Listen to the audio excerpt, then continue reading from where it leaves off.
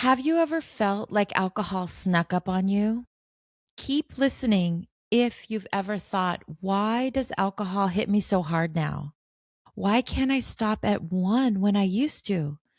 And why didn't anyone warn me this could happen? I want you to know this right now. There is nothing wrong with you.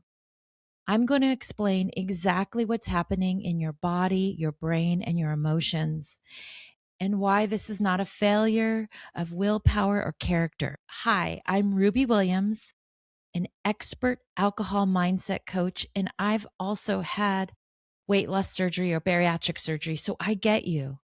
And I created this masterclass because too many women are suffering silently after weight loss surgery, ashamed, confused, terrified that they've ruined everything. That was me. And I want to begin saying something that many of you may never have heard out loud, especially in medical settings. If your relationship with alcohol has changed since bariatric surgery, if it feels harder to control, if it snuck up on you quietly, that does not mean that the surgery failed. It does not mean that you failed. It means that your body, brain, and nervous system have changed. And no one gave you the full roadmap for what might come next. Today, I want to give you that roadmap, not from a place of fear, not from a place of shame, but from understanding science and deep compassion. So, why this conversation matters. Bariatric surgery is one of the most effective medical interventions for weight loss that we have, and it saves lives. It improves metabolic health. It gives people a second chance.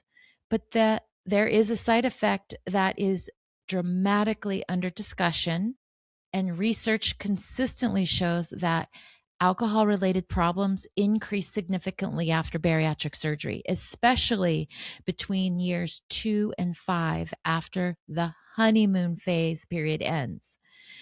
Many women are told, I was told, just be careful with alcohol. It hits faster, but drink less. And that advice barely scratches the surface of what's actually happening inside your body. And it's not that easy. I know. Okay. So here's some statistics. Large longitudinal longitudinal studies show that up to 20% of bariatric patients develop alcohol use disorder, even when they've had no prior history. So I actually think the real number is higher than that. And you are not alone if this is happening to you. The truth is that women are at higher risk to becoming addicted to alcohol after bariatric surgery. The sleeve and Roux-en-Y patients are at higher risk, and people who use food for emotional regulation before surgery are at higher risk. So, and this is not because of poor choices. It's not because the surgery fundamentally changes alcohol and how alcohol is absorbed and metabolized and how it's experienced. This is where the change is. Okay. So let's slow this down and talk about the body. So before surgery, your stomach played a protective role. It contained enzymes, especially alcohol dehydrogenase, and that began to break down the alcohol before it enters the bloodstream. But after bariatric surgery, your stomach is smaller, the enzyme activity is reduced, alcohol bypasses digestion, and the absorption happens rapidly into the small intestines. So it's changed. Your physical body has changed. And this means that alcohol reaches your bloodstream faster. The blood alcohol concentration rises higher. It takes longer for your body to clear it. And in practical terms, one drink after surgery can function like two or even three, drinks pre-surgery. So your brain doesn't care how big the glass is. It responds to the blood alcohol level. So for me, I experienced like a fast buzz, a buzz that hit it's instantly. I felt like I drank and it was it was in my bloodstream. I could feel it. I don't know. I've had lots of bariatric patients. Some people do not feel that, but I also felt the drop faster. So I got a buzz faster and a drop faster. So many women, post bariatric women, describe this pattern. Many do. Not everyone. It feels like almost immediately, and then it's really intense and then it's gone. So if it's really intense, it happens rapidly and then it's gone, you're more likely to have a second glass faster or a third glass. Okay. So the rapid rise and fall creates a very powerful neurological signal. Do it again. Do it again. This feels good. And this is not a craving in like a moral sense. It's your nervous system's trying to stabilize itself. So now let's talk about dopamine. Dopamine is at the center of this entire story. Dopamine is a pleasure, it's like we call it a reward, brain chemical. Dopamine is also a relief chemical. And what I mean by that, it has motivation, anticipation, and reward. So before surgery, perhaps, and many of you might say your food was like a reliable source of dopamine based relief. Maybe you had strong emotions and you would eat when you were trying to cope through emotions. That was me. But after surgery, food is restricted, right? Physically, you can only eat a small amount of food. I could only eat like a quarter cup of food. And then I was really full. This is great for weight loss, right? Really great for weight loss. But I lost that food relief reward coping tool when heavy emotions came up. Guess what? Alcohol can fill that gap. We also call this a transfer addiction. It happened to me. And if it's happening to you, catch it. I'm so glad you're listening to this. But here's what the research shows. So after bariatric surgery, dopamine signaling becomes more sensitive and less regulated. So alcohol feels more rewarding. It feels even more calming, and it feels more effective at numbing stress. So over time, the brain adapts, as it always does. Our brains being normal, and tolerance builds, right? Alcohol's addictive substance, so it builds tolerance. You need more and more to get the same feeling. Relief requires more alcohol. Drinking escalates quietly, but what I found with bariatric and weight loss surgery people is it can go rapidly, more rapidly than someone that hasn't had bariatric surgery. I find that people, especially women that I've worked with, they have escalated. My alcohol drinking went from, one or two glasses to one or two bottles to more than two bottles of wine. I was a wine drinker, but then it switched to hard alcohol. That's when it got really scary. Okay, so scary right now. My heart is racing thinking about it because it just escalates. And again, this addiction is not your fault. Think about all the things I just said about how your stomach has changed. Alcohol is getting to your bloodstream so faster, and then your brain adapts. Okay. So I really like this visual for you. It's a pitcher plant metaphor. So food and alcohol both work on the same reward pathways in the brain. Addiction doesn't happen because you're weak. It happens because alcohol is addictive, and some bodies just slide faster than others. Bariatric surgery doesn't cause addiction. It removes your original coping tool without healing the wounds or emotions underneath. Okay. So again, this pitcher plant. Okay. A pitcher plant is a carnivorous plant. It eats bugs. Think of, do you know Audrey 2 from the Little Shop of Horrors? Feed me Seymour. So this plant looks harmless. It's got this bell-shaped thing, and then it closes that. So it looks harmless on the outside like a plant, but it has this sweet nectar inside. And we're thinking like the sweet nectar is this alcohol, okay? But here, an insect will land on the top of the pitcher plant and it tastes the sweet nectar. And then it slips down the side because the side is slippery. It's a slope, just little by little. The sides of the plant are slick and the insect doesn't fall at once. It even has wings, so it thinks it can fly away at any time, and it slides slowly. So think of that. It's slowly, step by step, and then it's trapped and it can't get out.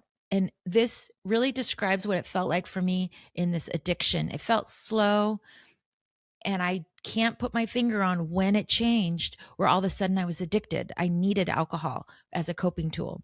Before I could take it or leave it, and then I needed it. So again, alcohol works in the same way. At first, it feels rewarding. There's relief, relaxation, maybe connection, and your brain releases the dopamine.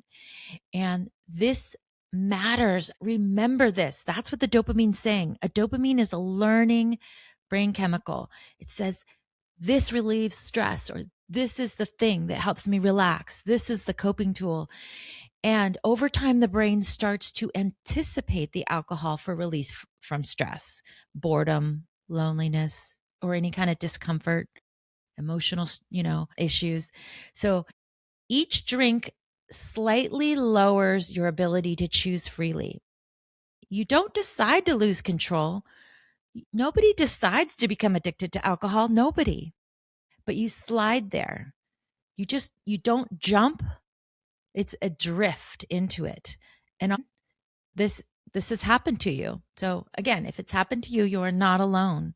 I'm really trying to let you know that, most importantly, you are not alone and you are not broken. Okay. It's a trap. It's conditioning. Alcohol's everywhere, It's in all the social functions. It's at every holiday. It's at everything that we do. It revolves a very alcohol centric culture. So we're getting these messages all the time from ads, from TV, movies, right? From social media. And we use it as a coping tool. We use it as actually self-care. We want relief. Alcohol's relief. Alcohol's a reward. Alcohol's the solution to my emotional distress. And that learning happens below the conscious awareness. It's like an unconscious thing that's happening. And this is why it's so confusing, and you might feel frustrated. Why is this happening to me? Or ashamed? Why do I keep doing this when I don't want to do this anymore? And just like that insect in the pitcher plant, you just have a little, and then you have a little more, and then you're sliding into it. And the brain is actually doing exactly what it's designed to do. And the way out of this isn't forcing yourself to scramble up slippery walls. It's not willpower. The way out is waking up. So hopefully this video is waking up to the problem, if you are there. And once you see it, that spell can break, and then you can start working on it with awareness and choice. And I say, get a coach, because I love coaching. All right. So let's talk honestly now. Okay. This is where we need to talk about our emotions. Okay. So for many women who pursue bariatric surgery have spent a lifetime using food to comfort, maybe for safety, for grounding, for relief. All right. Now, surgery removes the food and you lose weight and you get healthier. In one sense, a lot of weight. Maybe you were diabetic or pre-diabetic. I was pre-diabetic. I had sleep apnea. Like my surgery, I lost 120 pounds. Amazing. I felt amazing. But the surgery didn't remove my emotional need to cope with stress, with trauma. I have childhood trauma. I come from a family of divorced parents. Then I got a divorce. I had a home foreclosure. I gained that 120 pounds quite quickly. I'll share a little bit more about my story. Like I gained 120 pounds after a home foreclosure. I had a child custody battle with my ex-husband that was really fraught. And I had a super stressful job. I was a single mom, just surviving. And then everything fell apart, it felt like. And then I was also lonely, single mom, as I say. I wanted to appear like I had everything together. I had a lot of pressure, as caretaking. And maybe you're caretaking for children, grandchildren, or maybe your parents, you are now caretaking for them. So this can give you exhaustion. And if you don't have a coping tool, or your brain thinks the coping tool was food, it can easily transfer then to alcohol after your bariatric surgery. So alcohol can just slip into that role seamlessly, not because you chose it consciously, but because it works, but temporarily. Again, your tolerance increases and then your health starts to deteriorate. And for me, I had rebound weight. I had gained over 80 pounds back before I discovered how to get alcohol free. And I'm going to share more about that story in a minute. But this is exactly what happened to me. Food was my coping tool. Surgery took the food away. I chose the sleeve because I was told by the doctors I could still drink alcohol. And why this is important to me is I worked in the wine industry, the wine and alcohol industry. That was where I worked for 20 years. And drinking alcohol was normalized. I don't think I was fully addicted before the surgery, but I was drinking more than I should have. I was probably drinking at least 2 to 3 glasses most nights, even before the surgery. But I lied to doctors. I didn't tell them I was drinking that much. But because this was a big part of my job and it was so normalized, we all drink alcohol. I needed it for my job. I just minimized it. And I lied to myself, like I said, the doctors, about how much I was drinking before the surgery. And slowly, alcohol became the solution to everything food used to solve until it wasn't. So if you're nodding along right now, and please hear this clearly, I can't say this enough. You are not broken. This was just a pattern, okay? From coping with food to then coping with alcohol. Again, you are not broken. Your brain is fine and there is a way to fix it. Okay. So, yeah. So, has your weight rebounded since surgery? Have you started gaining weight? Maybe not all of it, but you're maybe gaining weight back. And the question, could alcohol be a part of that reason? I knew it was a part of my reason. I would eat more after drinking alcohol. I would even eat more frequent meals because everything felt unstable. Everything. I would eat frequent meals. I would also eat the meals and foods that I told myself I would not. I would maybe stop at fast food restaurants that I normally wouldn't touch. And here's the thing.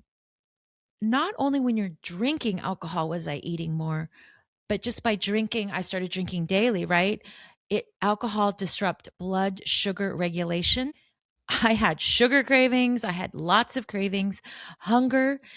Also, alcohol disrupts the hunger and fullness hormones. So I was hungry again all the time. I was just so upset. Why is this happening to me? It felt like a double whammy. Food addiction and then now alcohol addiction. And then the food addiction was coming back. And alcohol disrupts your sleep quality and it totally disrupts your decision making around food. I remember I'd be like, I'm going to eat the healthy Whole 30 diet and try to eat on my bariatric diet. And that all went out the window when I started drinking. And I was drinking every day, bottles of wine. So over time, even if it's not affecting your weight directly, it affects everything that supports your weight stability. And so over time, if you're drinking alcohol, not only are there alcohol calories, but like I said, it affects all those things, your sleep, your hunger. And this isn't about blame. Okay. It's about finally seeing the human body, your human body, and how you've made changes to it. Maybe physically, right? Your stomach, you cut away part of your stomach, but you didn't change a lot that was going on in your thinking. Okay. And coping tools for stress, for example. So I don't want to blame. I have so much self-compassion for you, so much self-compassion for me. And I really want you to finally see it. Okay. See it. Now, shame, that double whammy. Oh my gosh, I'm addicted to alcohol now. It can keep you stuck for years and years. I was knowing I had a problem with alcohol for 7 to 10 years. knowing. And then I would tell myself, I should know better. I already had surgery. Why am I, what's wrong with me? Why am I gaining weight? And I felt this huge shame that there's something wrong with me fundamentally, and I'm doing the wrong things. I felt a lot of guilt. I told no one about this. No one. I didn't even tell people about my weight loss surgery, and definitely was not going to talk about my alcohol addiction. So much shame that I was living alone with this, waking up in the middle of the night. It's 3 a.m., beating myself up, feeling so upset. And I want to share with you a really sad story, actually. I heard about weight loss surgery from my Aunt Mary. She had weight loss surgery and she lost all this weight. And then we had lunch one day and she told me all about it. And I felt like this was the solution because I couldn't control my eating.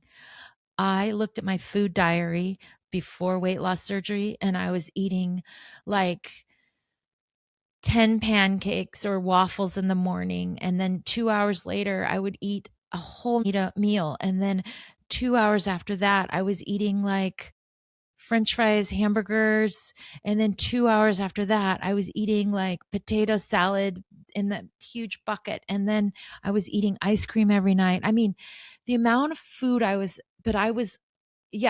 had to lose 120 pounds. So that was a lot. I was just eating. So what I wanted to say there is that my aunt had this alcohol use disorder, but was telling no one in the family. I saw her at Thanksgiving and holidays, and she was drinking wine, but to me, it looked like she had one glass of wine or two at a family holiday. I had no idea. And she unfortunately passed from liver cancer, liver failure.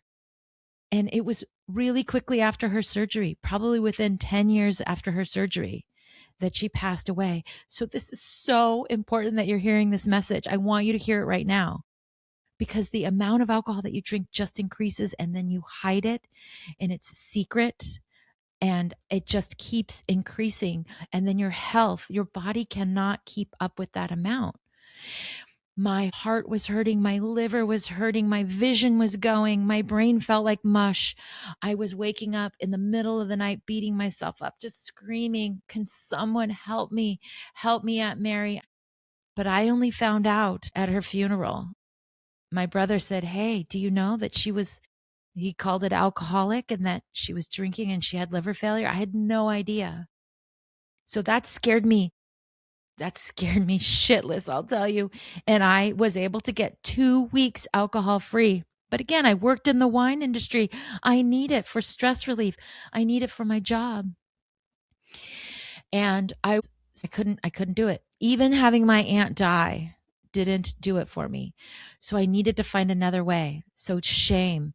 So why I'm sharing this with you is I want you to know you are not alone. I am there with you. I now have solutions. This can be fixed, okay? But I want you to take this seriously.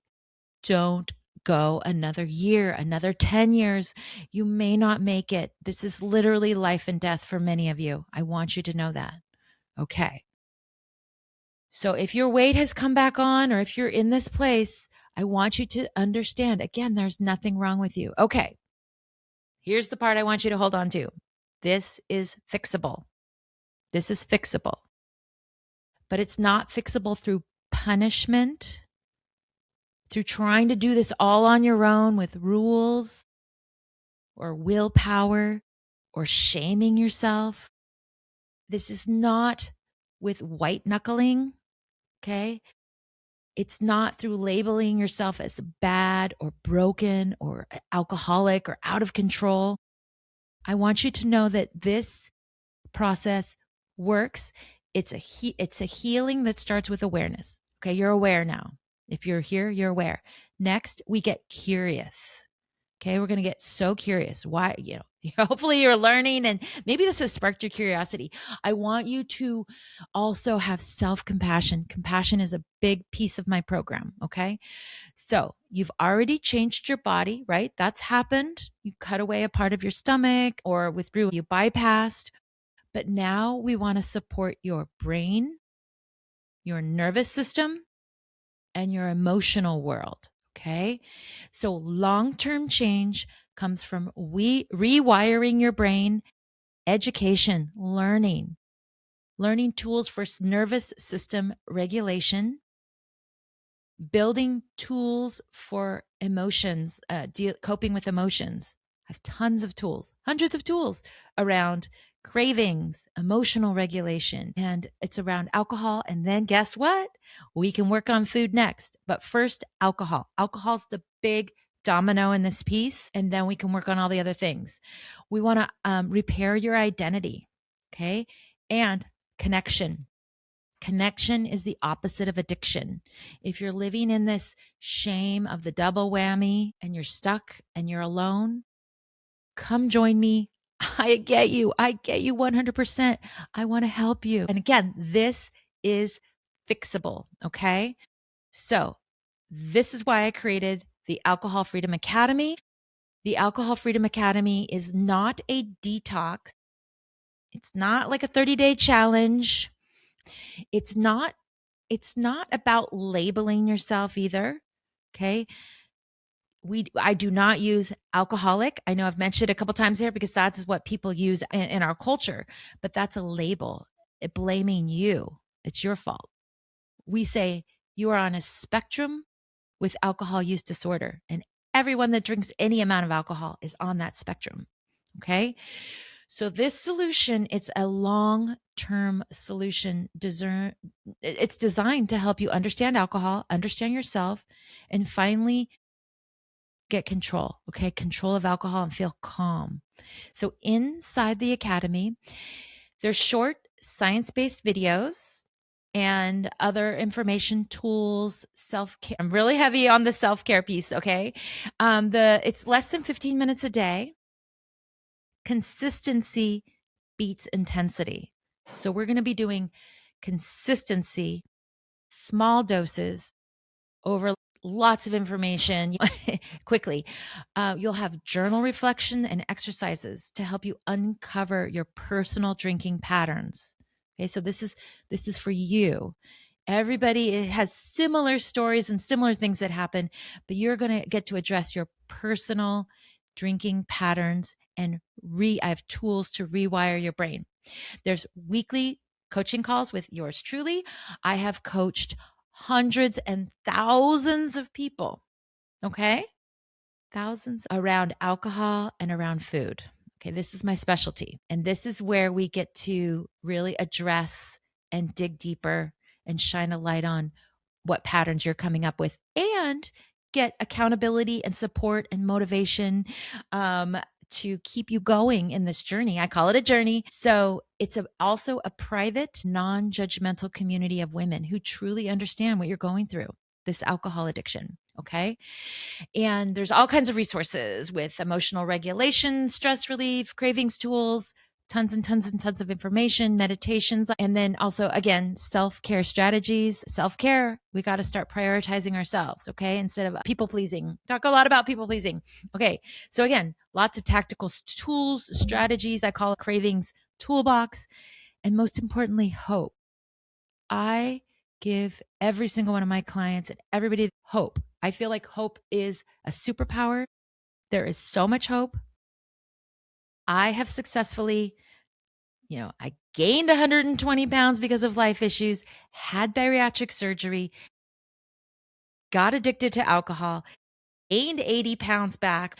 I was able to lose all of that weight again after I got alcohol free. So first alcohol, second, we can address all the other issues. Okay. So hope that you lose the weight, that you feel good in your body, that you have other tools to move through stress. Life is so much better on the other side of alcohol. And when you lose the weight again, there's just so much hope. So you don't have to start over again. I hope that you can finally feel like confident, free in your brain, in your body. You just trust yourself again. Okay. So before we wrap up, I just want to slow this moment down for a second. And if anything you've heard today has felt familiar, if you found yourself nodding, that's me too, or quietly saying, oh, wow, that explains so much. I want you to know that awareness, it's the beginning of change. It truly is. You cannot change unless you're aware of the situation. So hopefully you are aware. First step, first step. So right now you might be thinking, is this really a problem? Or am I overreacting to alcohol? Or what if I join something and then I still struggle? Like, those thoughts don't mean that you're not ready. It means you're human and that you care deeply about getting this right. And I get it. So after bariatric surgery, again, alcohol affects your body differently. This isn't about discipline and forcing. You've now started to learn about the biology, the neurochemistry, the emotional regulation. And when you treat this biological problem with just shame and willpower, it only gets louder. Again, that spectrum that I talked about goes in one direction with alcohol, especially after bariatric surgery. So I want to gently remind you that if your weight has rebounded off since surgery and you feel confused and discouraged, alcohol may be a big part of that story. Not because you failed, not because alcohol what it does is it destabilizes the very systems that help you maintain weight loss. So again, this is exactly why I created the Alcohol Freedom Academy. It's not a quick fix, not a detox, and it's not a lifetime sentence of deprivation.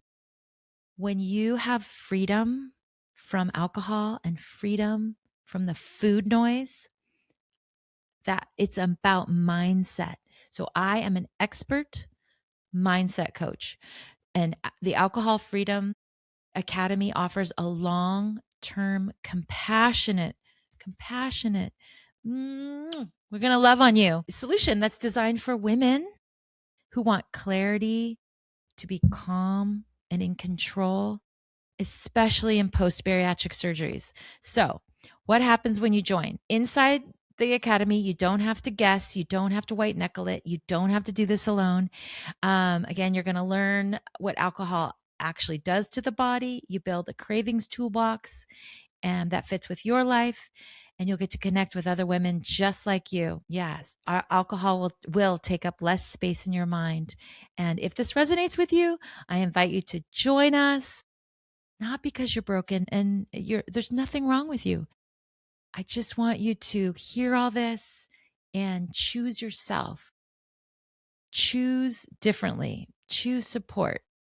Coaching makes all the difference. Having a coach in your back pocket to help you with motivation and accountability and support, it makes all the difference. So the link is below, and I would be honored to support you. Thank you very much.